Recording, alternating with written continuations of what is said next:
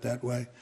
We'll soon find out. Yeah, please. Mr. President, in 2020, when you were talking about unrest in American cities, you said, quote, "We have to go by the laws. We can't call in the National Guard unless we're requested by a governor."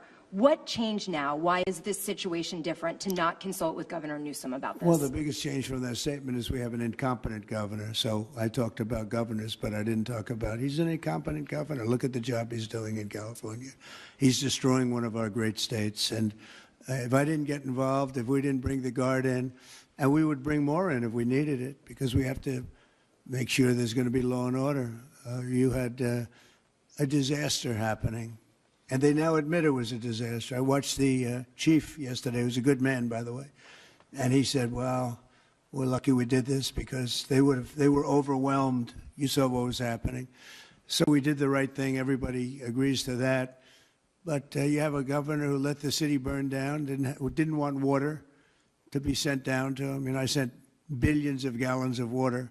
I wanted to do it in the first term. He wouldn't do it over, I don't know, they have environmental reasons, but there were no environmental reasons. I think it's just a political philosophy.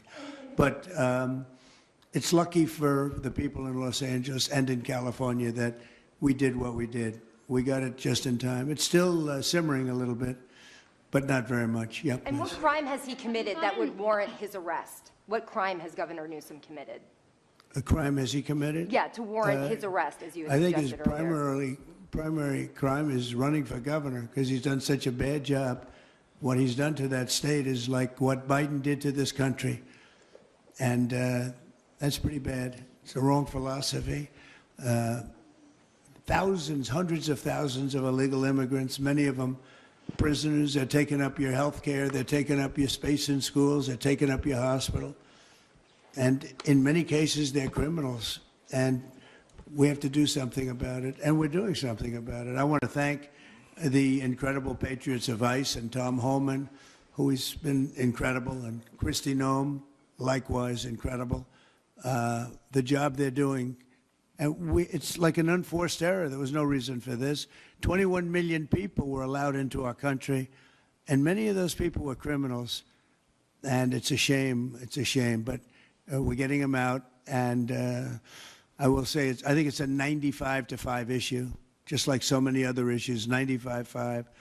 And the Democrats lost an election in a landslide because they're on the wrong side of the issues. I mean, it's not even conceivable that somebody would do the kind of things that he did. And then, you talk about projects. They want to build a train going from San Francisco to L.A., and it's costing hundreds of billions of dollars more than they thought it was going to cost. It's not even believable.